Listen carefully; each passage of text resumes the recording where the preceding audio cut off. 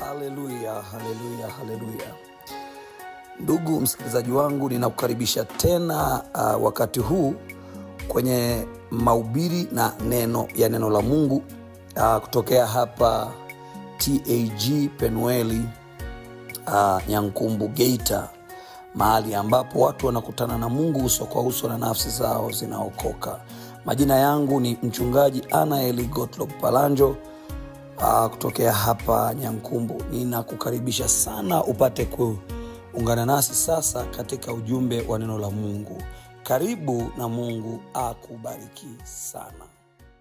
Tumekuwa na kipengele kile cha zaka, tukawa na kipengele cha utoaji kwa jumla, alafu tukafika mahali sasa tukaanza kuvunja aina za sadaka. Lakini ni kwa nini tunajifunza kuhusu sadaka? Ni kwa sababu sisi tupo duniani kama kanisa.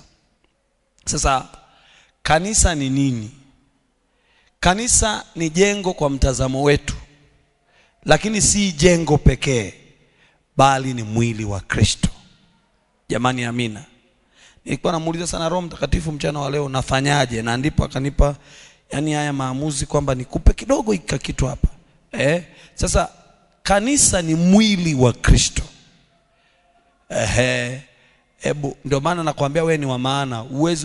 Unaweza usielewe sana nisipokuambia kwa nini wewe ni wa maana. Kanisa ni mwili wa Kristo. Yaani Yesu akitaka kuinua mguu atatumia wa kwangu. Naeleweka angalau kidogo? Unaelewa angalau kidogo? Yaani Yesu akitaka kuinua mkono atatumia wa kwangu. Yesu akitaka kusema atatumia midomo yangu. Kwa sababu mdomo ni sehemu ya mwili. Haleluya. Yesu akitaka kuona kibinadamu hapa duniani atatumia macho yangu. Sio kwa sababu haoni, lakini ukumbuke yeye ndiye kichwa cha huo mwili. Haleluya. Kwa wewe ni sehemu ya mwili. Kanisa kwa ujumla ni mwili. Ni mwili wa Kristo. Sasa kwa sababu sifundishi kanisa bali nafundisha kusudi la kanisa, kuna mambo sitaingia ndani sana. Sasa kanisa kama mwili wa Kristo ni chombo. Mungu alikusudia kanisa liwe chombo cha utukufu wake kwa kazi ile aliyofanya Yesu msalabani, yaani hapa duniani. Kwa hiyo sisi kama kanisa tukumbushane kidogo makusudi, kwa nini tupo duniani? Yani what is the mission of the church? Sasa tunapozungumza habari ya kusudi la kanisa kibibilia hapa duniani, lazima tuangalie kwenye kitabu cha Mathayo sura ya 16 mstari wa 18 na wa 19, ambao unasema Yesu akaja kwao akawaambia, ukianzia mstari wa juu kidogo, akawaambia watu wanasema kuwa mimi ni nani? Wengine wakasema wewe ni Yeremia, wengine wakasema wewe ni nabii yule. Unaona kwenye kitabu kile cha Mathayo sura ya 16 pale. Kila mmoja akaanza kutoa definition. Akatoa uelewa wake. Baadaye akawageukia, akawauliza wanafunzi, lakini kwani ninyi mnasema kuwa mimi ni nani? Ndipo Petro akainua mkono. Tuanze mstari wa 17. Mstari wa 17 hapo Petro akaongea maneno akasema mstari wa 17. Petro akainua mkono akasema, Yesu akajibu akamwambia heri. Mstari wa 16. Petro akasema, wewe ndiwe Kristo mwana wa Mungu. Simoni Petro akajibu akasema, wewe ndiwe Kristo mwana wa Mungu aliye hai. Ndipo Yesu akamjibu akasema, nami nakwambia. Yesu akajibu akamwambia, heri wewe Simoni Bayona, kwa kuwa mwili na damu havikukufunulia hili. Angalia, wende na dotsi, bali Baba yangu aliye mbinguni, yeye ndiye aliyekufunulia. Mstari wa 18 akasema, nami nakwambia ndiwe Petro, na juu ya mwamba huu nitalijenga kanisa langu, wala milango ya kuzimu haitalishinda. Jamani, Bwana asifiwe sana. Sasa katika kitabu cha Waefeso huo, ili tujue huo mwili hilo kanisa analolijenga ni lipi, Ukiangalia Waefeso 1:22 na 23 anamalizia kwa kusema ambalo ndilo mwili wake. Haleluya. Ukamilifu wake, anasema akavitia vitu vyote chini ya miguu yake, akamweka awe kichwa juu ya vitu vyote kwa ajili ya kanisa, ambalo mstari 23 ndilo mwili wake, ukamilifu wake, anayekamilika katika vyote. Nisikilize vizuri. Kumbe mimi ni mwili wa Kristo. Kama mwili wa Kristo, mimi ndiye ninayemkamilisha Kristo duniani. Kama mwili wa Kristo, hatuwezi kushindwa na milango ya kuzimu. Yakija magonjwa hayawezi kutushinda, kwa sababu sisi ni mwili wa Kristo. Yani zikija laana hazitupati, kwa sababu sisi ni mwili wa Kristo. Yakija mashetani hayatushindi, kwa sababu mashetani ni milango ya kuzimu yanawaleta. Magonjwa ni milango ya kuzimu. Nasema hivi, laana ni milango ya kuzimu. Hiyo milango ya kuzimu haitushindi, kwa kuwa sisi ni mwili wa Kristo. Inawezekana wakikuona wanakuona unatembea tu wa kawaida, lakini wewe ni sehemu ya mwili wa Kristo. Yesu ndiye kichwa juu yako. Waje mapepo yote hayatakushinda, zije laana zote hazitakushinda.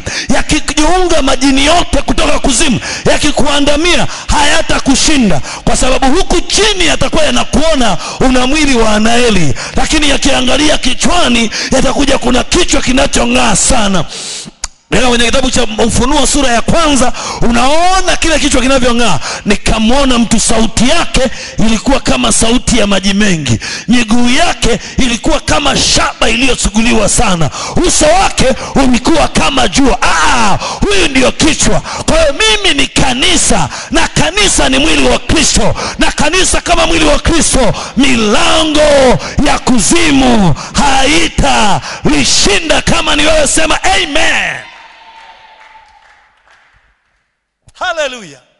Sasa kama mwili wa Kristo, sisi tupo hapa kwa ajili gani? Kwa ajili ya kumwabudu Mungu. Kusudi letu kuu la kwanza ni kumwabudu Mungu. Sema kuabudu. Sema kuabudu. Ndio kusudi la kanisa, ni kuabudu. Kuabudu. Sisi tunalo kusudi duniani la kuabudu. Hebu jaribu kufikiria, kama hatuabudu sasa tunafanyaje? Haya masadaka yote tunayojifunza hapa yanazungumza kuhusu ibada. Jamani haleluya. Jamani haleluya. Tuko pale kuabudu. Kusudi la kwanza la kanisa ni kumtukuza Mungu na kumwabudu. Hatuna kitu kingine kilichotuleta hapa kama sio kuabudu. Nisikize nikwambie kitu. Tukisema ni kuhubiri mikutano, hatutajenga nyumba, tutahubiri huko mtaani. Lakini tukisema sijui ni kushuhudia, tutashuhudia nyumba kwa nyumba. Lakini tunaposema ni kuabudu, nyumba kama hii ni kama chombo. Sikiliza hapa. Ni kama chombo kilichobeba supu kwa ajili ya mtu fulani, kama sahani ya supu ya Mungu. Ndio maana ukijenga kanisa umeabudu, kwa sababu umemjengea Bwana nyumba ya ibada. Amen. Jamani amina. Jamani amina. Umemjengea Bwana mahali ambapo atakutana na watu wake. Kuabudu. Tuko hapa ili tumwabudu. Yaani ajenda yetu kuu ni kuabudu. Narudia tena, ajenda yetu kuu ni kuabudu. Ndio ya kwanza. Haleluya. Kwenye kitabu cha Isaya, nafikiri ni sura ya 40 na ngapi sio ile, kama sijakosea 42, kama sio 42 43, mstari wa 20 anasema, watu wale niliyojiumbia nafsi yangu ili wazitangaze sifa zangu. Sisi kama kanisa tuko hapa kuabudu. Ndio maana kwenye kitabu cha Waibrania 10:24 na 25 anasema hivi, tukaangaliane sisi kwa sisi. alafu wala tusiache kukusanyika kama ilivyo desturi ya wengine. Haleluya. Kwa sababu sisi tupo ili kuabudu. Kwenye kitabu cha Yohana Yesu anasema Baba anawatafuta watu kama hao wamwabudu. Anasema hivi, waabuduo halisi watamwabudu Baba katika roho na kweli. Maana Baba anawatafuta watu kama hao ili wamwabudu. Yaani Baba anatafuta. Ndio maana Yesu alisema alikuja kutafuta na kuokoa kile kilichopotea, ili kwamba akisha kipata hicho akilete mahali pa ibada. Ndio maana wewe ukimnyima Mungu ibada, umemnyima chakula chake. Halo, nisaidie. Weka mkono wako juu, sema nimeokolewa ili nimwabudu Mungu. Ndio maana tukiokoka hatuendi mbinguni, tunakaa duniani kumwabudu Baba. Ndio maana maombi yetu yote katika kitabu cha Mathayo sura ya 6 kuanzia mstari wa 9, mstari wa 8 anasema Baba yenu aliye mbinguni anajua kwamba mnayahitaji hayo hata kabla hamjafanya nini? Hamjamwomba. Lakini mstari wa 9 anasema lakini ninyi salini hivi, mnapokuja kusali semeni Baba yetu uliye mbinguni, jina lako litukuzwe. Jumla ya maombi yetu kabla hatujasema chochote yanapaswa yawe ibada. Ibada. Tumeitwa ili kumwabudu. Waabuduo halisi wanamwabudu katika roho na kweli.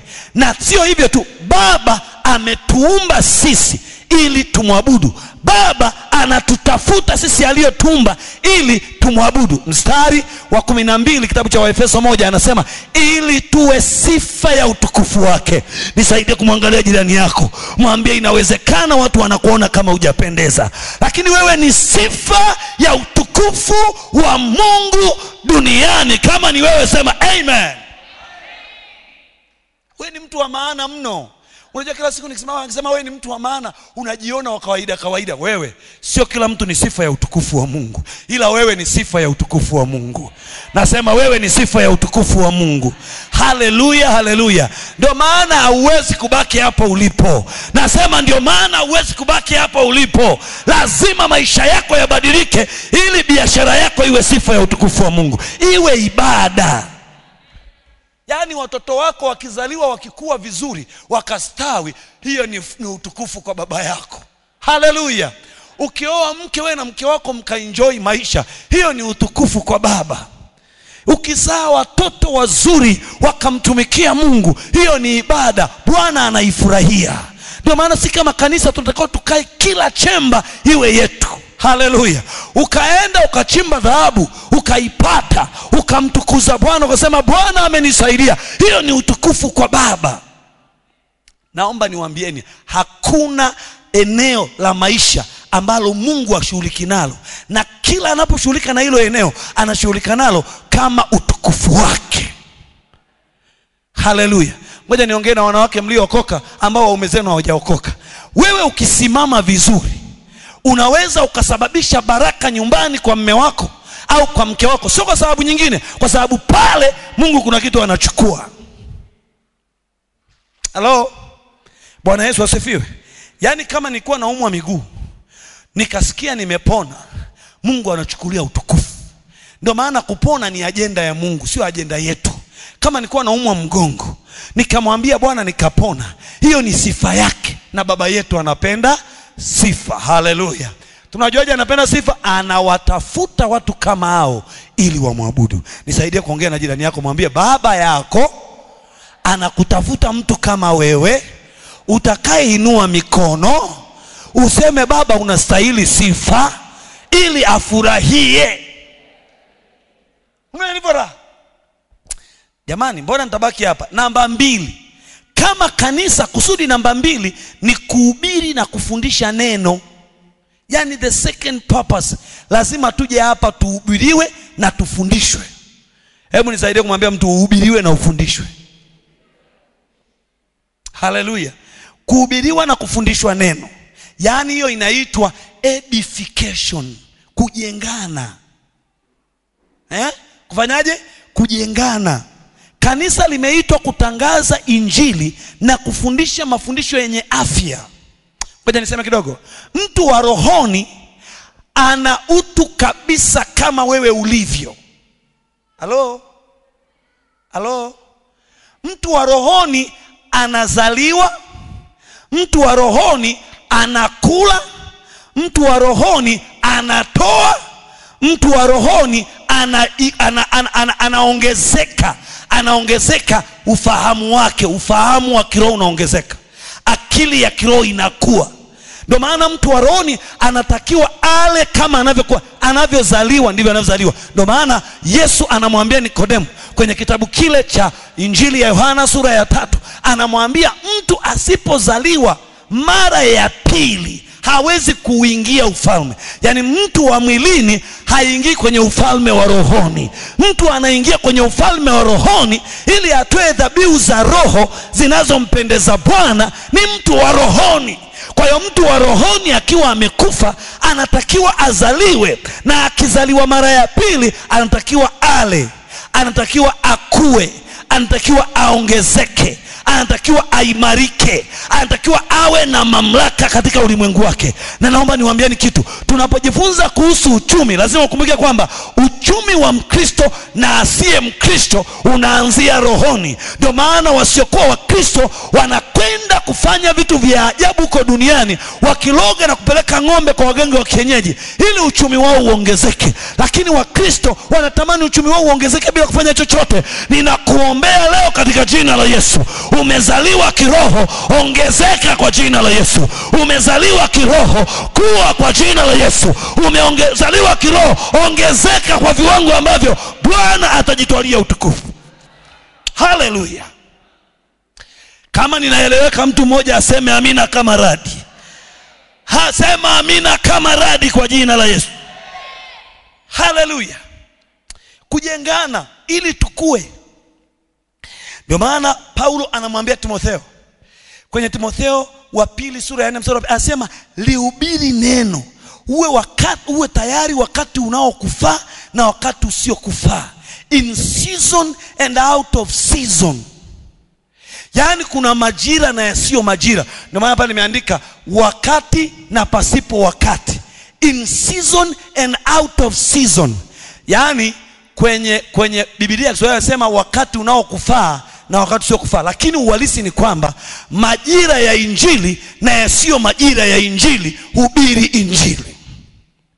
Niseni waambieni watakatifu, tumeitwa kuhubiri. Hiyo kila Mkristo anapaswa kuhubiri. Kama mtu ananielewa aseme tena amina kwa jina la Yesu.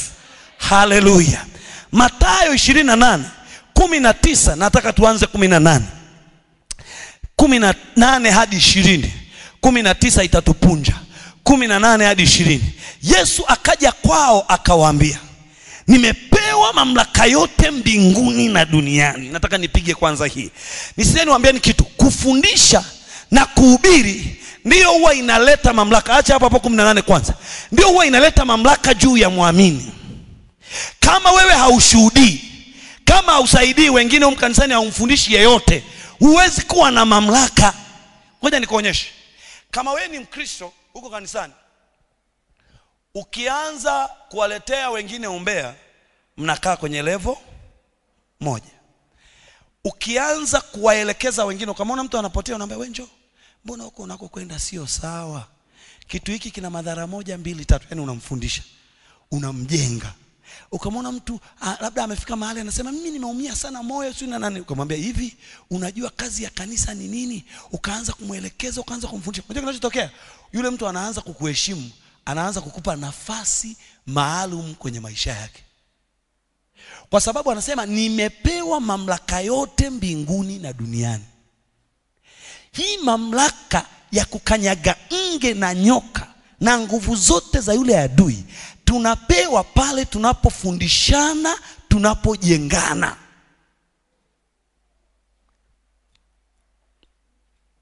Nisalimie kwa hewa hivi. Kama hauna unayemjenga, unayembomoa. Na kama unayembomoa, unabomoka. Yani mbomoaji huwa anabomoka kuliko anayewabomoa, na mjengaji huwa anajengeka kuliko wale anaowajenga. Nyinyi si mnakumbuka wakati tukiwa shuleni, kuna mtu mmoja tu anakuwa pale, anakuwa anaongea mambo mazuri, mnaanza kumfanya kuwa kiongozi wenu. Wasema huyu mbona anafaa kufuatwa? Yaani unashangaa tu. Mnaenda kanisani, kuna mtu mmoja, mimi nakumbuka tulikuwa sisi KKT. Yaani kuna kama mtu tu kanatokea pale, kanaanza kusoma Biblia, nini, kanaanza kuongea kwenye katikati ya vijana wadogo, unaanza kushangaa, mbona huyu kama tunamuelewa? Mnaanza kuelewana, yaani mnaanza kushangaa, mnamfanya kiongozi wenu bila kumchagua. Tayari uko pale kama kiongozi. Kila mara swali lolote unarudi. Mimi nilikuwa MKKT, nikiwa shuleni, yaani kila mtu jambo lolote la Biblia wanasema, Anaeli unasemaje? Bro, hebu tuambie. Kwani wewe unasemaje? Kwa hivyo, yaani unashangaa umeshakuwa kiongozi, kwa sababu kuna namna mamlaka ile inaumbika ndani yako.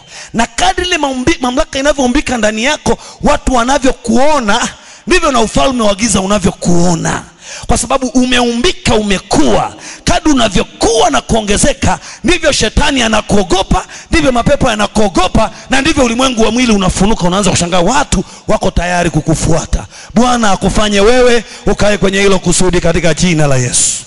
Haleluya. Kusudi namba 3. Uinjilisti na utume. Uinjilisti na umisheni kama unataka. Uinjilisti na umisheni. Kusambaza habari njema ya Yesu kwa mataifa yote. Wewe hauko hapa tu kukaa. Walete watu kwa Yesu. Kwenye mpango mkakati wa TAG kuna kitu kinachoitwa mpango mkakati. Ule mpango mkakati tuna mpango shughuli wa miaka mitatu. Kwenye mpango shughuli wa miaka mitatu tuna mpango kazi wa mwaka mmoja. Ndio hilo unashangaa kuna kalenda ya shughuli. Ile kalenda ya shughuli ya TAG lengo lake ni kutimiza mpango kazi wa mwaka. Ndio maana tunakuwa na ile mpango shughuli. Ukija pale ofisini kwangu na mpango mkakati wa miaka 13. Ule mpango mkakati unatakiwa utimize agizo kuu. Kila kanisa linatakiwa ndani ya miaka 3 lifungue kanisa moja. Mwambie mwenzako sawa. Katika hiyo miaka 3 hii inayoisha sisi tulifungua kanisa wapi? Nyawilimiro. Ile iliyoishwa tulifufua kanisa la wapi? La Karumwa. Na tulinunua kiwanja kule Genge 5. Kanisa likanunua. Hivyo, yani sisi tunaenda hivyo. Sisi Penueli, sio lazima nije nikwambie. Mimi nataka ujue kazi yetu ni umisheni na uinjilisti. Ndio maana sadaka za uinjilisti hapa hazitaisha, sadaka za umisheni hazitaisha. Ni kusudi la Mungu. Kama unanielewa sema amina. Jamani amina. Unashangaa mwaka 2021 nilinunua uwanja Ruezera. Nikanunua uwanja hapo Nyantorotoro Kilimani. Wanasali. Yani hivyo tunaenda hivyo. Kila mara kwenye kusudi lile Kristo aliloliachia kanisa, tunatakiwa tufanye kitu. Tunapofanya kitu, tunakuwa tumetimiza kusudi namba 1 na kusudi husika. Amen. Hapo sasa kwenye hii angalia mstari wa 19 hapa. Sema basi kwa kuwa mmepewa mamlaka yote. Angalia, anasema basi. Mstari wa 19. Hapo. Basi enendeni ulimwenguni mote. Wewe kama ngoja tusome wenyewe. Basi enendeni ulimwenguni mote, mkawafanye mataifa yote kwa nini? Wanafunzi. Mkiwabatiza kwa jina la Baba na la Mwana na la Roho Mtakatifu. Mstari wa 20 anasema mkiwafundisha kuyashika yote niliyowaamuru. Jamani amina. Kwa sisi kama kanisa tuko hapa, tuna agenda. Hebu mwambie mwenzako nina agenda ya ufalme. Ukitaka ufalme ukufacilitate, ishi kwenye kanuni ya ufalme. Sasa unaanza kugundua hapa, Yesu hajatuacha hivi. Mtapokea nguvu akiisha kwa ajili ya juu yenu nani? Roho Mtakatifu. Ili kwamba kila kanisa ndani ya miaka 3 lifungue kanisa moja. Alafu kila mshirika ndani ya mwaka mmoja anatakiwa alete washirika 3. Kila kanisa ndani ya miaka 3 tunatakiwa kila mchungaji anatakiwa azae mchungaji mmoja. Mimi Mungu amenipa neema mwanangu ndani ya miaka 3. Acha kabisa. Mwaka ule nikamzaa Mseti. Mwaka uliofuata nikamzaa Kilian. Ndani ya miaka 3 tumezaa 3 na Gideoni humo, na 4 anaitwa Kibonya. Hebu mpigieni Yesu makofi kwa jina la Yesu. Haleluya! Miaka 3 inaanza mwaka kesho. Bwana akuinue na wewe. Leo nipate mmoja tena. Sio mimi, sio mchungaji yule, nataka mimi ndio mmoja wangu niwe mchungaji. Unaniangaliaje? Usitikise kichwa, uenda ni wewe unakuwa mchungaji mwaka ujao. Unatikisa kichwa, kwani utajua? Mseti aliniambia mimi sio mchungaji. Mimi jamani, mimi sio mchungaji kabisa. Nikamwambia sawa, hamna shida, wewe endelea. Mimi sio mchungaji kabisa. Siku moja akaja akaniambia, mchungaji, nasikia kufa, siwezi kuendelea. Ni nini? Bwana amenipa neema ya kumzaa kabla hajazaliwa, na anafanya kama anusisi. Hapa hajazaliwa sio tatizo, bado hujafanya nini? Hujazaliwa. Unazaliwa kama mtoto, ukishakuwa mtu mzima unazaliwa kama mrithi. Haleluya. Kwa sababu tumeitwa. Na naomba niwaambieni, mtu yeyote ambaye una shauku ya kumtumikia Mungu kwenye kanisa hili, uko mahali sahihi.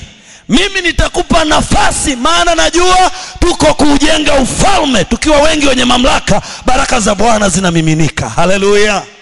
Ndio, enendeni. Marko 16:15. Napenda mstari wa 17, anasema na ishara hizi zitafuatana na hao waaminio. Kwa jina langu watakanyaga nge, wanasema watanena kwa lugha, wataweka mikono juu ya wagonjwa na watapokea afya. Yani una feel ile nguvu, kwa sababu wameipokea agizo, wameishi kwenye kusudi. Haitoshi kupokea agizo, inafurahisha zaidi ukiishi kwenye kusudi. Namba 4, ushirika wa kijumuiya. Ushirika wa kijumuiya, samahani hapa nimeandika na ushirika wa kijumuiya. Ushirika wa kijumuiya, yani family fellowship, community fellowship. Nisizeni wakumbushe kitu kimoja. Kama kanisa tunapaswa tuwe familia. Kanisa ni familia ya kiroho inayojengana na kusaidiana. Niliona nikifundisha sadaka ya masaidiano, kabla sijafundisha sehemu hii, unaweza usinielewe. Sisi ni familia. Tunasaidiana kwenye mambo ya aina kuu 3. Eneo la kwanza, tunasaidiana tukue kiroho. Emsema vertical growth. Emsema vertical growth. Tunasaidiana tukue. Yani wote tunasaidiana tukue, tumfanane Yesu. Hiyo unaiona kwenye kitabu cha Waefeso sura ya 4 mstari wa 11 mpaka wa 18 pale. Tukue mpaka wa 13 nafikiri. Tukue tumfikie Kristo. Lengo la kanisa ni kila mtu amfanane Kristo. Uwe na mamlaka kama Yesu. Haleluya. Jamani, haleluya. Naomba niwaambie, mamlaka ya kuamuru vitu vitokee haihitaji uende uwekewe mikono mpaka upara utokee. Nina habari tofauti. Kila aliyeingia kanisani ni mtoto wa Mungu, ana haki sawa sawa na ile Yesu alionayo. Hamna mtu aliyenielewa hapa. Narudia tena, kila aliyeingia kanisani akasema ninamwamini Yesu kama Bwana na Mwokozi wa maisha yangu, hapo akasema ni Yesu, ninaamini ulikufa ukafufuka kwa ajili yangu. Ukishafika kwenye hicho kiwango, anasema na ishara hizi zitafuatana na hao waaminio. Anasema tufananishwe kwa mfano wa mwana wake wa pekee, yani Yesu Kristo. Kwa hiyo wewe uliyeingia hapa jioni ya leo, wewe una nafasi mbele za Mungu, una nafasi sawa sawa na Yesu. Sema amina. Kuna nafasi, kuna mambo nikiongea nataka ya kubadilisha. Wewe una nafasi ile ile kama Yesu alionayo mbele za Mungu. Wewe una mamlaka ile ile alionayo sawa mbele za Mungu. Wewe una nguvu zile zile alizonazo. Kinachotakiwa ni wewe kuingia kwenye neno la Mungu, likuumbe tena na iwe kwako leo katika jina la Yesu Kristo aliye hai. Unaelewa sawa sawa? Una nafasi ile ile. Anasema wafananishwe na mfano wa mwana wake. Yani wewe unafanana na Yesu. Yani wewe sio mdogo kuliko Yesu. Ndio maana kwenye kitabu cha Yohana 17 Yesu anasema utukufu ule ulionipa Baba nimewapa wao. Hebu nisaidie kumwambia jirani yako, wewe una utukufu hata kama hawaoni. Mbona haya maneno kama mnaongea kwa ushindi? Mwambie wewe una utukufu hata kama hawaoni. Unafanana na Yesu hata kama watu hawaelewi. Kama ni wewe sema amina kwa jina la Yesu. Unaelewa sawa sawa? Kwa sisi tumeumbwa kwa mfano na kwa sura ya Mungu. Yesu alipokuja, alikuja kurudisha ule mfano na sura ya Mungu. Ndio kilichompeleka Yesu msalabani. Anasema wale aliowachagua tangu asili, hao aliwaita tangu asili. Hiyo ni Warumi 8:29. Hao aliowaita tangu asili, hao aliwachagua tangu asili. Rumi 8:29. Anasema akawaita tangu asili, naam akawatukuza tangu asili.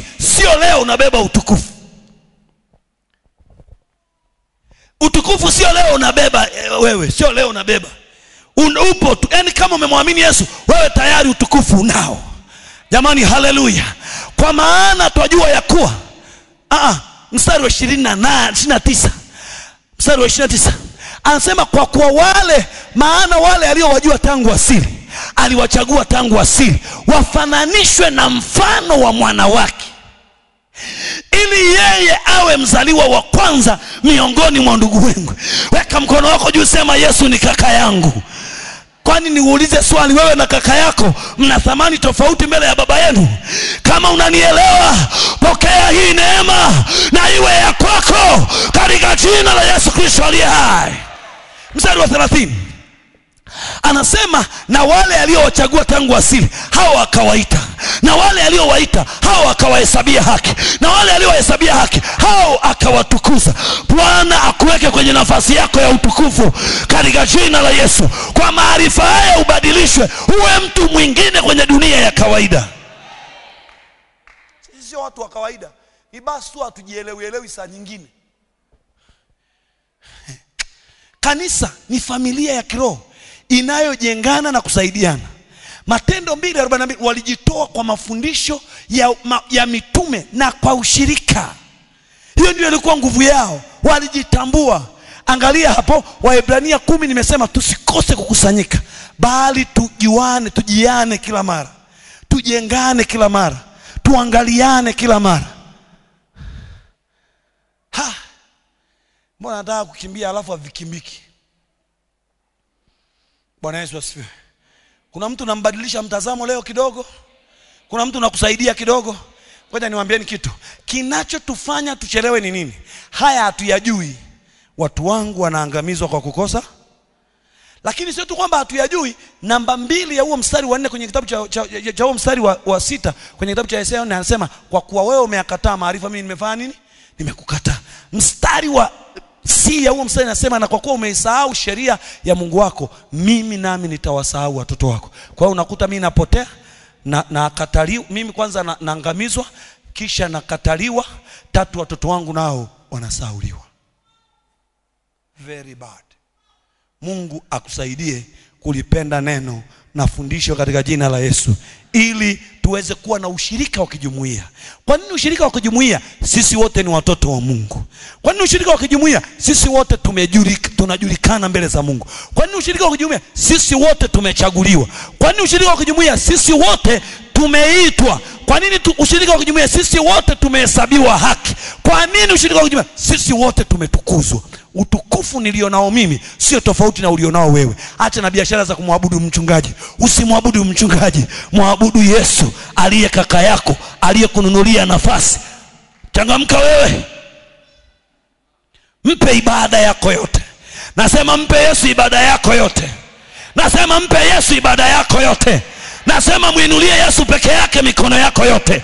Nasema ibada yako yote mpe Yesu kwa jina la Yesu. Kwa nini? Yeye ndiye aliyekununulia, amekuchagua, amekuita, amekuhesabia haki, kisha amekutukuza. Hivyo ni mtu wa kawaida. Mwangalie jirani yako kama amenuna, muulize wewe vipi wewe? Sikuelewi yani. Unajinunisha, umekuja kanisani ukidhani yani wewe ndio uliyetupwa. Yani unajua mimi ndio yule nimetupwa. Wewe hujatupwa wewe. Mwambie mwenzako wewe hujatupwa. Tena waliotupwa ndio wanakuwa wa maana. Wewe unaweza kujilinganisha na Yusufu wewe. Namba 5, ufuasi na ukuaji wa kiroho.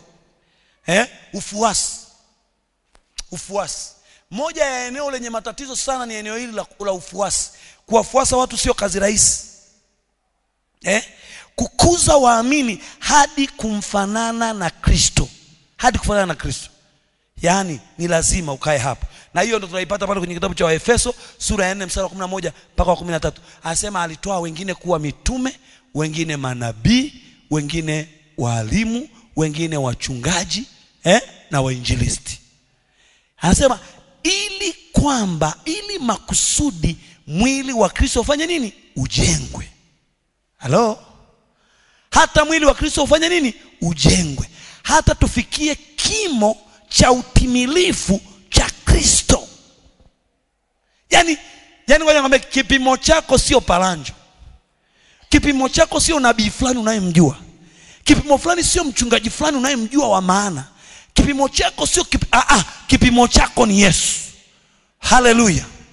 Jamani, haleluya. Jamani, haleluya. Jamani, haleluya. Anasema kwa kusudi la kuwakamilisha watakatifu. Dunia inasema hakuna hata mmoja aliye mkamilifu. Yesu alitoa wengine kuwa mitume, wachungaji, walimu na manabii ili kwamba awakamilishe watakatifu. Anasema hata kazi ya huduma itendeke, hata mwili wa Kristo ujengwe. Mstari wa 13 anasema na hata na sisi sote.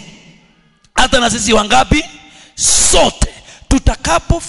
Tutakapofikia umoja wa imani na kumfahamu sana mwana wa Mungu, hata kuwa mtu mkamilifu, hata kufikia kwenye cheo. Kwenye cheo, uwe na cheo kama cha Yesu, uwe na kimo kama cha Yesu, uwe na unene kama wa Yesu, uwe na nguvu kama za Yesu. Penueli, ninakuombea Bwana akupe neema ya kuingilia kwenye eneo hili, ujengwe, uimarishwe, ukue, ufikie kwenye kimo cha utimilifu cha Kristo katika jina la Yesu. Haleluya. Namba 6, kusudi la 6, huduma za ukarimu. Unaona sasa somo linavyoenda vizuri. Huduma za ukarimu. Kuonyesha upendo wa Kristo kwa huduma, matendo ya huruma na haki. Kanisani kama hapa, wewe mwenyewe unakuwa sasa una uwezo wa kunani. Nilienda kanisa fulani huko Johannesburg, lina watu kama 6,000. Ila nikaishangaa praise team ilikuwa na watu 10 tu wanapanda madhabahu. Madhabahu ni kubwa lakini wako 10 tu pale. Wale waimbaji wana mic zao. Alafu wapigaji walikuwepo 3. 4 alikuwa anakuja na kutoka. Walichokuwa wanakifanya kilikuwa kinatisha. Lakini kaanza kujiuliza, kanisa lina watu 6,000. Mbona walioko madhabahuni ni wachache namna hii? Nikagundua kila mtu ana nafasi yake. Bwana Yesu asifiwe. Kila mtu unajua, ngoja niongee na watu wa Asafu. Wakati mwingine tunaumia sana kwa sababu tunataka kila mtu aungane na sisi. Kumbe tukipata mtu mmoja ambaye anajua anachofanya, kazi inaenda vizuri sana. Hello. Hiyo mbona imekuwa chungu sana?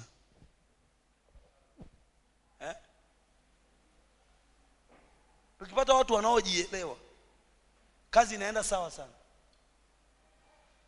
Sema mwambie wenzako wanaojielewa. Wanaoelewa kilichowapeleka hapo mahali. Sasa hiyo haikunishangaza sana. Ikafika wakati wanakongamano limeanza jana kwenye lile kanisa. Wanakongamano limeanza jana. Kwenye lile kanisa kuna makundi ya aina kama 4. Kundi la kwanza wanaitwa partners. Yani wanaitwa partners. Yani hawa ni washirika kwenye kazi. Wanatoa fungu kubwa sana la hela. Ukarimu kwa huduma. Alafu hapo au partners, maana yake ni kwamba chochote kinachotokea wao wanafungu, wanagaiwa, wameweka fungu, wanaitwa partners. Alafu kwenye huduma kuna watu wanaoitwa donors, wafadhili. Yani sio ndani ya hilo kanisa kuna watu wanaitwa kuna wafadhili wa huduma. Hawa wana mafungu yao waliojiwekea wenyewe.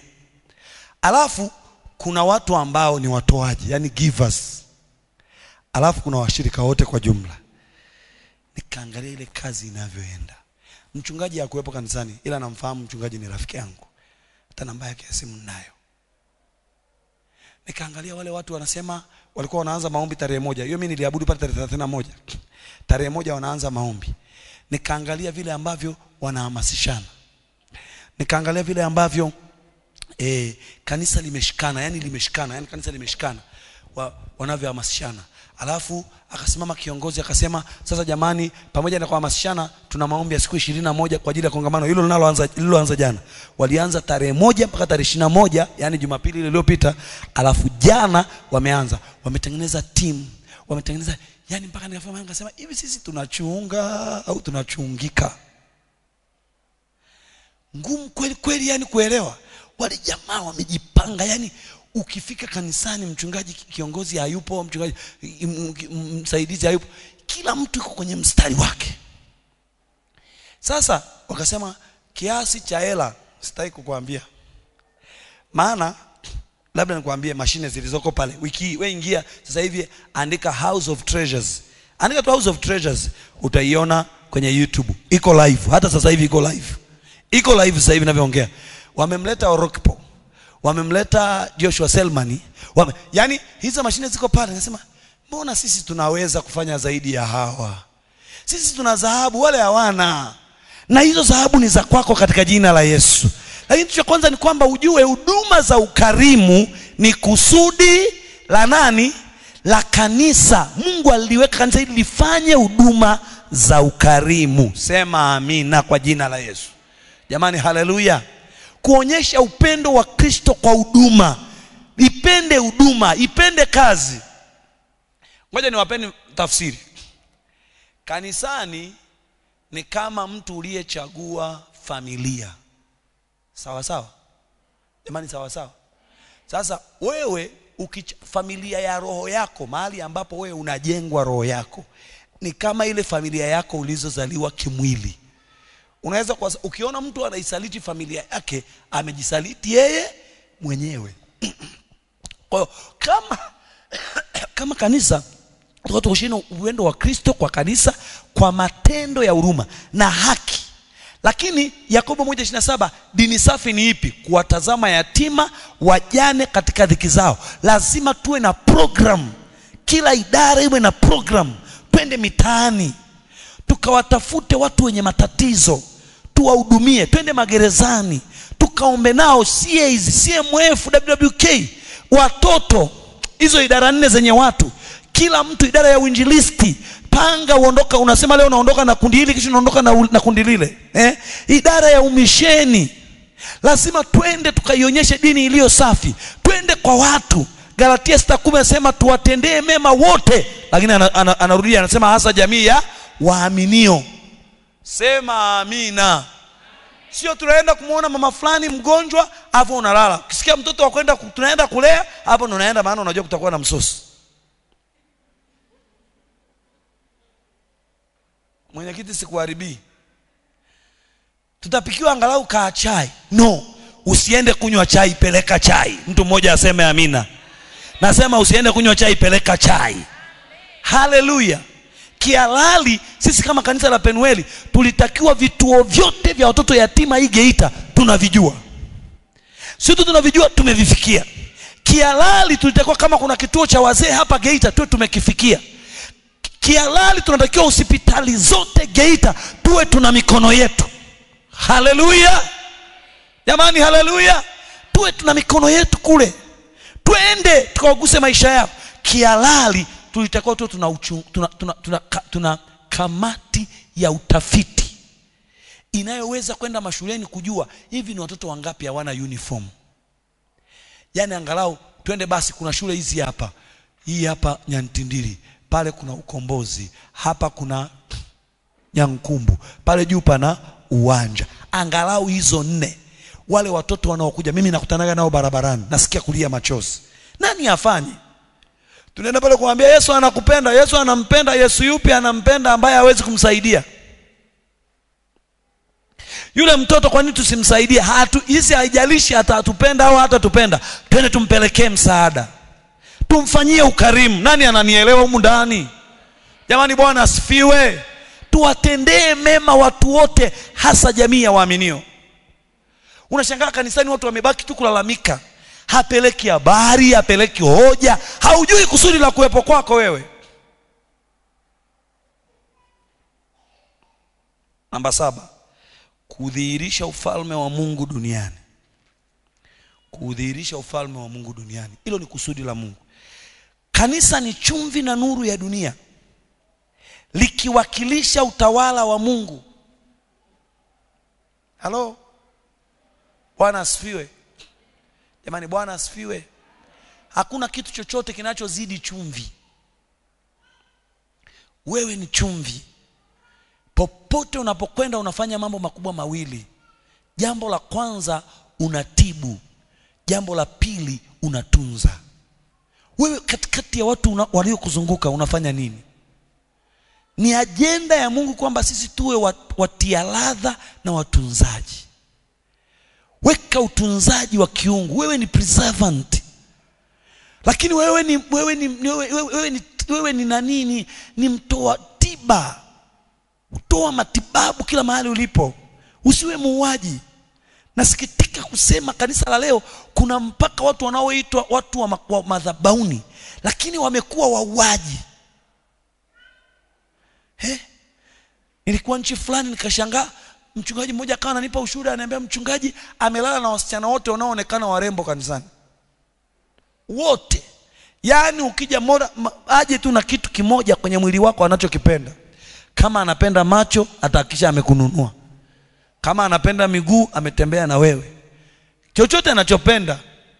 Kama anapenda masikio anatembea na wewe. Na wewe ni mchungaji.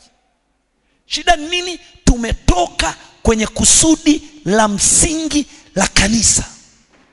Sisi hatuko hapa ili kunyoosheana vidole. Nisije niwafundishe watu wa Mungu. Mimi mchungaji yule akawa ananiambia mchungaji ametoka madhabahu, anatoka madhabahuni, anaenda bar. Wa kanisa la Pentecost anaenda bar, anakunywa pombe, anavuta bangi, anavuta sigara. Ametoka kwenye kusudi. Tukitoka kwenye kusudi tutafanya chochote. Ninawaombea leo turudi kwenye kusudi katika jina la Yesu. Wewe sio sukari kila mtu akulambe. Wewe ni chumvi kila mtu akuogope katika jina la Yesu. Akikuogopa unamvuta karibu, unamtia ladha. Haleluya. Hali ni mbaya. Lakini kazi yetu kanisa kama kanisa ni nini? Uko hapa mwaka mzima hauna mtu mmoja uliyemleta kanisani. Unajua kwa nini? Wewe bado hujawa chumvi. Chumvi lazima iathiri. Ukiwa chumvi lazima uathiri. Utawaathiri waliokuzunguka. Bwana Yesu akusaidie kwa jina la Yesu.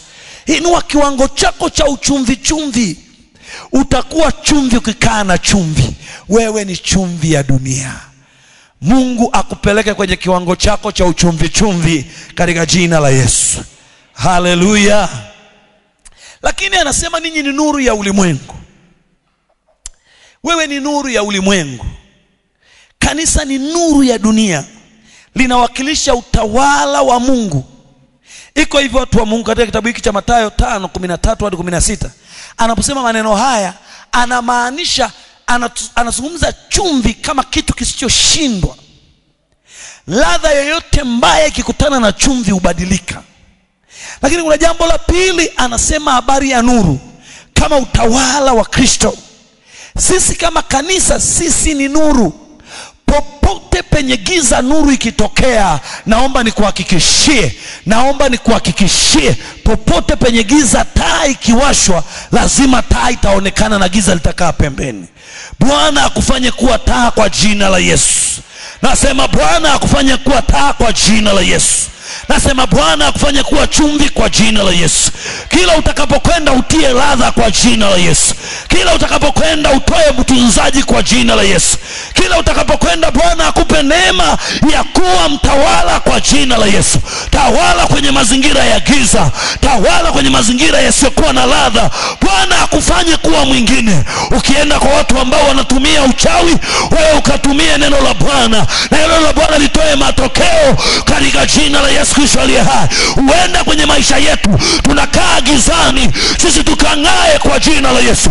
Kwa maana taa ikiwashwa giza huwa linakimbia. Ninasema kila ambaye ni giza akimbie mbele yako kwa jina la Yesu. Ninasema kila ambaye yeye analeta giza, ukiingia wewe ushinde kwa jina la Yesu Kristo aliye hai. Mungu utokee ndani yako ukafanye mabadiliko kwa jina la Yesu Kristo aliye hai.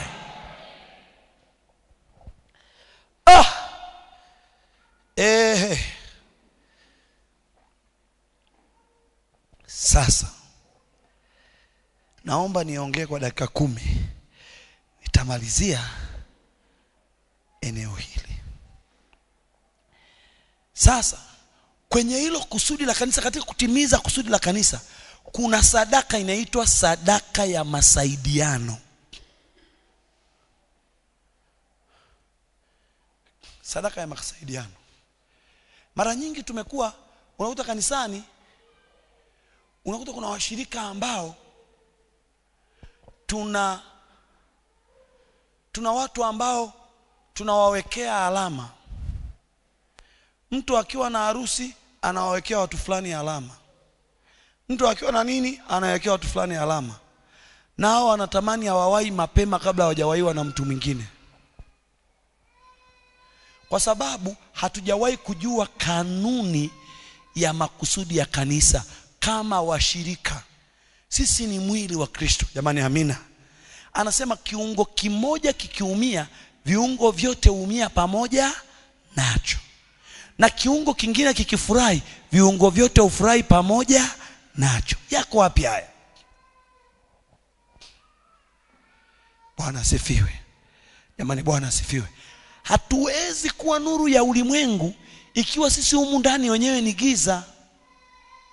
Ni lazima tuanze kuishi kama nuru humu ndani, ili tukitoka nje tuwe tunang'aa. Halo? Asili na ufafanuzi wa sadaka ya masaidiano. Sadaka ya masaidiano ni sadaka inayotolewa ili kusaidia wenye mahitaji, kuimarisha mshikamano wa waamini na kujenga mwili wa Kristo kwa vitendo vya upendo na ukarimu. Hii sadaka inatokana na moyo wa kuhurumia na kushirikiana, si kwa shinikizo bali kwa upendo wa kimungu. Mtu aliyenielewa mpaka hapo aseme amina. Hapa ndo unaanza kutengeneza ladha. Ili utengeneze ladha lazima uwe unajua namna, yani unakwenda kuwasaidia. Ni sadaka inayotolewa ili kusaidia wenye mahitaji, kuimarisha mshikamano wa waamini na kujenga mwili wa Kristo kwa vitendo vya upendo na ukarimu. Hii sadaka inatokana na moyo wa huruma, kuhurumia na kushirikiana, si kwa shinikizo bali kwa upendo wa kimungu. You don't need to be forced. Sawa sawa jamani. Sawa sawa jamani. Lakini pia ina majina yake katika enzi za Biblia. Ilitolewa kwenye enzi za Biblia. Iliitwa sadaka ya upendo, alms au charity. Tunaiona kwenye kitabu cha Matendo ya Mitume sura ya 10 mstari wa 2. Tabitha katika Matendo 9:36. Tunaiona pale. Tunamuona Kornelio anasema sadaka yako, sala zako zimefika juu mbele za Mungu, na sadaka zako zinakumbukwa, zimekuwa ukumbusho. Huyu mwanaume alikuwa anajua hii kanuni ya sadaka hizi za masaidiano. Lakini sadaka iliitwa pia sadaka ya kushirikiana au sadaka ya ushirika. Fellowship offering. Hiyo iliitwa koinonia. Hii ilitolewaje? Kila walipokutana kama washirika walitoa sadaka ya ushirika. Mnapokutana kule mitaani kwenye sadaka, kwenye zile ibada zenu za ushirika, mnatengeneza bondi, mnajenga ushirika usiovunjwa na mtu. Kama kuna mtu yeyote ambaye haeleweki, mnamuendea kwa pamoja, mnamjenga. Na katika kumjenga mnafanya ibada, mnajenga madhabahu, inaitwa madhabahu ya ushirika. Ndio maana mtu asienda kwenye mitaa, kwa mfano ukienda kwenye kanisa kama la Roma, mtu asienda jumuiya sio mshirika wa hilo kanisa. Wale mlikuwa Roma mnajua, hautafungiwa ndoa wala hautazikwa wala hawatabatiza mtoto wako. Ile haikuanza na wao. Zile jumuiya mnazoziona ndogo ndogo hazikuanza na wao, kwa sababu kanisa la Roma linaitwa Roman Catholic, Lakini kanisa kwa ujumla, unaposikia kanisa ni Catholic ni kanisa la ulimwengu, inaitwa Catholic Church. Lakini ukisikia Roman Catholic, hilo lilibadilishwa na Warumi. Unanielewa sawa sawa? Lilikuwa Catholic Church, maana yake kanisa la Mungu la ulimwengu mzima, universal. Neno Catholic maana yake ni universal. Lakini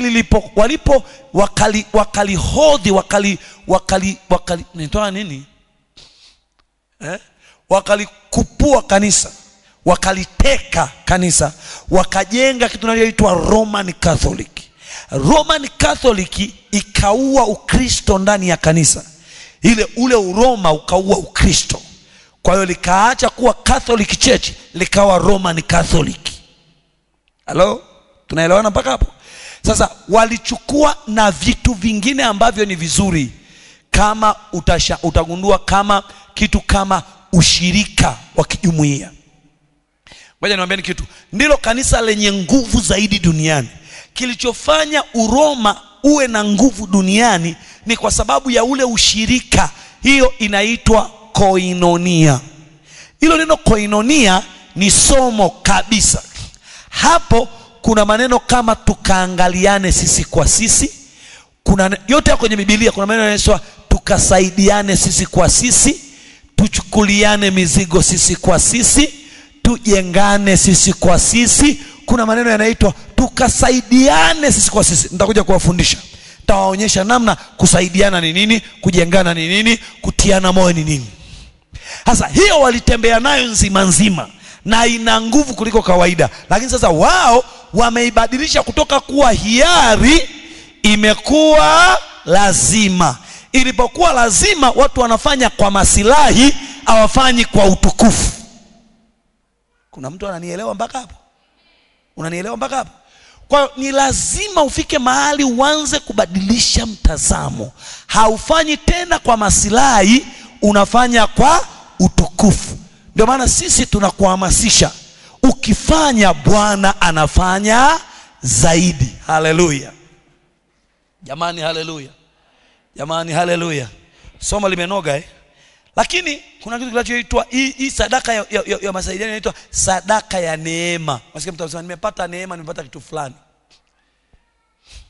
Utaiona kwenye kitabu cha Wakorinto wa pili pale, Korinto wa pili sura ya 8 mstari wa 7. Hiyo Korinto wa pili na vitu vizuri sana. Inaitwa sadaka ya neema. Anasema kwa sababu ya neema waliopewa makanisa ya Makedonia, walitoa, walifanya hivi, walifanya vile. Neema, sadaka ya neema. Inaitwa grace giving.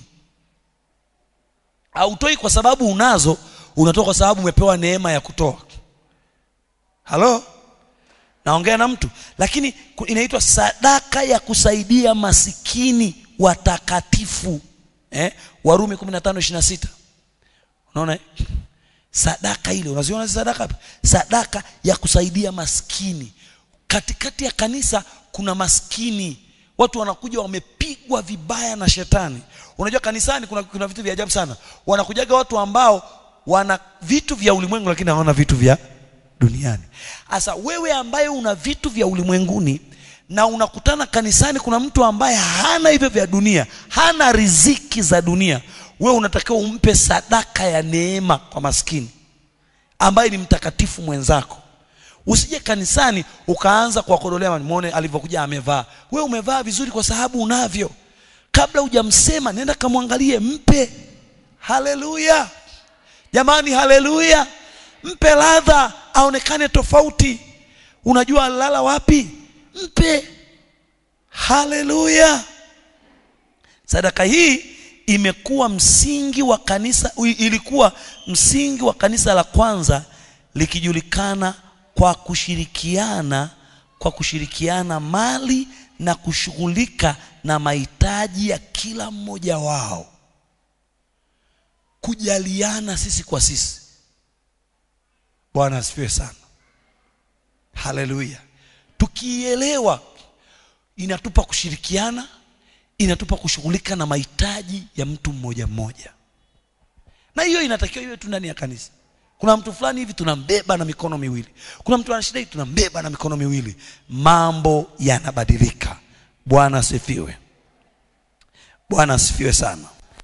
Namba 1, inafanya nini sasa? Umuhimu wake nini? Inaunda umoja na upendo kati ya waamini. Upendo wa kweli. Naomba niwaambieni hata hapa kanisani, mtu ambaye hajawahi kukupa kitu na aliyekupa kitu wana nafasi tofauti kwenye moyo wako. Narudia tena. Mtu ambaye alikuja kukusalimia ulipokuwa unaumwa na ambaye hakuja kukusalimia wana nafasi tofauti. Na wala sio makusudi, imetokea tu. Hebu nisaidie kumwambia jirani yako, mwambie ni kwamba tu imetokea. Yaani ni imetokea tu. Jamani, Bwana asifiwe. Inafanya nini? Inaunda umoja na upendo kati ya waamini. Wala sio shida, inaunda tu umoja na upendo. Tunaona maandiko kwenye kitabu kile cha Matendo ya Mitume sura ya 4 mstari wa 32. Sitaki kusoma, labda kama mtu wa media angetuwekea pale. Kanisa la Yerusalemu lilijulikana kwa mshikamano wa kipekee, jambo lililovutia wengi kujiunga. Watu walienda kanisani kwa sababu waliuona ule mwitikio wao, yani walikuwa pale. They were there for each other. Kila mtu alikuwa pale kwa sababu ya mtu mwingine. Usiwe kanisani sema na jamii ya watu walioamini. Hapa mbona umetoa? Na jamii ya watu walioamini walikuwa na moyo mmoja na roho moja. Wala hapana mmoja aliyesema kuwa kitu chochote alichonacho ni mali yake mwenyewe, bali walikuwa na vitu vyote shirika. Ule ushirika uliwajenga. Wewe ukikutana na kiatu changu kinaharibika pale nje, unakifanyaje? Maana hujui kama unashangaa kanisani mtu anakuja anakuta taa imening'inia pale, inakaribia kuanguka, anaiacha ianguke. Unaona kitu cha kanisani kinaharibika. Yaani issue ni kwamba uwe na moyo mmoja, chochote ni chetu humu kanisani. Jamani, amina. Mtu anatoa kiti, anaenda anakaa pale kwenye fence, anapunga upepo, anakiacha hapo hapo. Mwingine anaamua kabisa kukivunja. Unakuta amekaa nacho pale, anapiga hapo chini kikivunjika, anasema kimevunjika jamani, sasa nitafanyaje mimi? Anakisogeza hapa pembeni taratibu, anasema mimi sikujua. Wala asemi. Mwingine anakuja na wembe, anakuta kiti kama hiki, anakaa hapa na wembe wake, anakata taratibu. Anakata taratibu, unashangaa tu imechanika. Haujui kwa nini kimetokea. Mwingine anakaa juu ya chini nyuma ya kiti, anashika anachora hapa. Shida ni hicho kitu sio cha kwake. Sisi kama Wakristo, sadaka sio vile vitu tunavyotoa mfukoni. Ni yale maisha tunayoishi kabla hatuyatoa wapi? Mfukoni. Bwana Yesu asifiwe sana. Tumefundishwa vibaya. Kwa hiyo tumekuwa na kanisa dhaifu sana. Yaani ni lazima kanisa liwe linafahamiana kwamba sisi ni wamoja. Ukikuta kitu chochote kanisani kinaharibika, wewe uwe mmoja wa kuokoa sadaka ya mwenzako aliyetoa jana ni kutoa sadaka. Halo. Bwana asifiwe sana. Bwana Yesu asifiwe sana. Yaani ukiangalia hii fence hapa, hii fence hapa imeharibika. Lakini kuna mtu alijaribu na hajasema kwamba ni aliharibu. Kuna mtu aliharibu tu. Kuja hapo kacheza nayo, vuta nikuvute. Vuta. Kale kananiko kule ndani kakuwashia, kakachomoka. Kwa hiyo haiwaki tena. Na anaweza akawa alikuwa mdogo au mkubwa, akasimama hata kwenye kiti akaamua kufanya nini? Vuta. Mpaka akata hiyo kamba humo ndani. Kwa hiyo saa hizi haiwaki tena. Shida ni nini? Sio cha kwake. Na niwaambieni, ngoja niwaonyesheni kitu cha ajabu. Watoto majumbani mwetu wamekuwa watu wasiotunza vitu vya nyumbani kwao. Kwa sababu sisi hatuna huo moyo. Atatoa wapi hiyo tabia kama hana mahali anairithi? Tunaongea habari za kusafisha kanisa. Watu wanasema tumlipe mtu awe anatusafisha. Tafuta mtu ambaye hajaokoka au mtu ambaye ana shida ya kazi, tumlipe. Tunataka kuua lile kusudi letu la kuwa wamoja.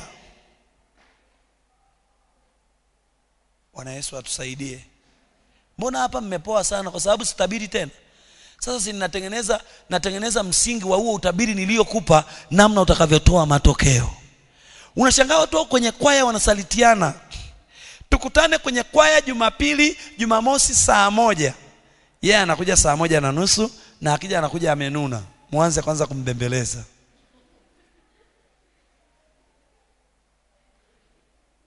Mwambie usimwangalie mtu saizi, niangalie mimi tu. Tunasema tuna mkutano wa Injili.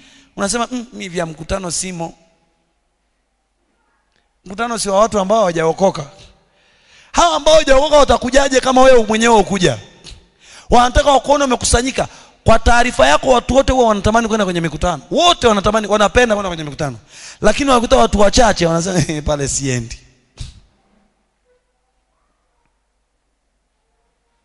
Kuna mtu naongea naye jamani. Sadaka ya masaidiano inaanza kwanza kuunda umoja na upendo kati ya waamini. Tuwe wamoja. Ndio maana sisi Penueli, umoja ni moja ya tunu zetu. Haleluya. Jamani, haleluya. Angalia shuhuda za ajabu. Mashirika mengi ya Kikristo, mfano Salvation Army, yamekuwa kwa kasi kwa sababu ya huduma za misaada ya kijamii. Hii Salvation Army ni dini, lakini limekuwa kubwa sana, limekuwa dunia nzima kwa sababu kwanza walianza kukusanya vitu kama jeshi.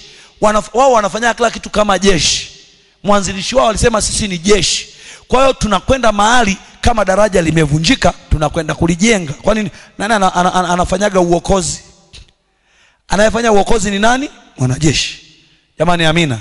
Wanaofanya rescue ni wanajeshi.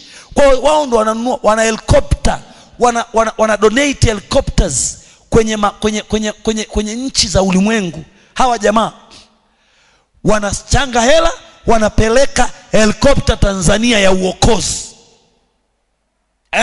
Wanapeleka meli za uokozi, wanapeleka ndege za uokozi, wanapeleka parachuti za uokozi. Sisi tunafanya nini?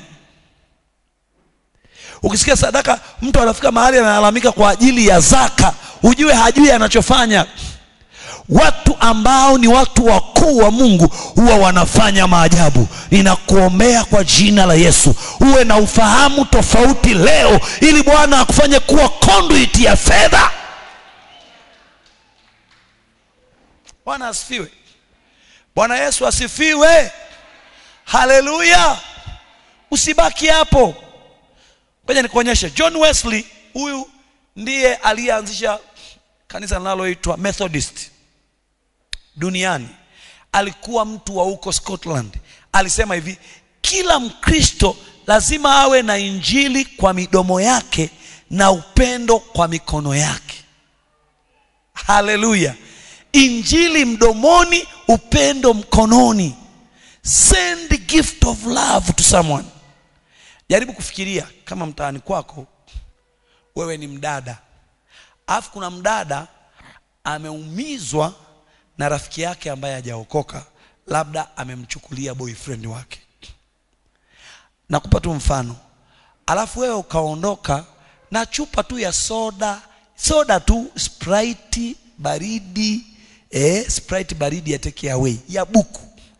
Unajua analia, maana jana mwanangu amepigwa chini, amepigwa kibuti. Alafu unaenda unamwambia rafiki yangu, haujambo, unaendeleaje? Yani bado lipo tumaini. Hebu kunywa kwanza. Unamkuta ndo analia, amejifungia kwenye shuka. Mwambie hebu kunywa kwanza soda baridi.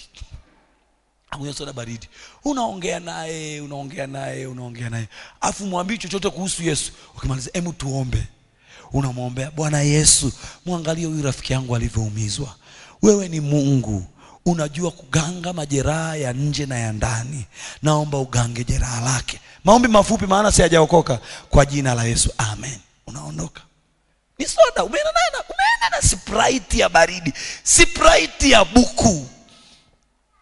Alafu kutoka hapo, kesho unamwandikia message, "Hello, habari yako? Unaendeleaje?"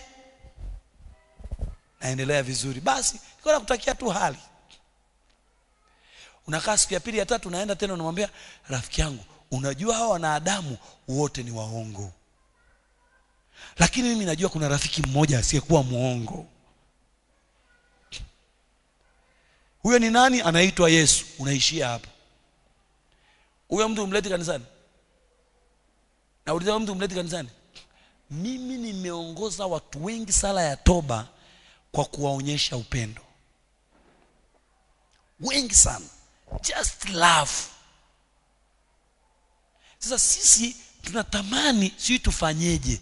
Lazima uwe na injili kwa midomo yako, umseme Yesu, na huyo Yesu aonekane kwenye mikono yako. Bwana Yesu asifiwe. Yule pale Eliza, muulizeni nilimshuhudia wapi? Si huyo hapo? Eliza tumeshuhudiana saluni.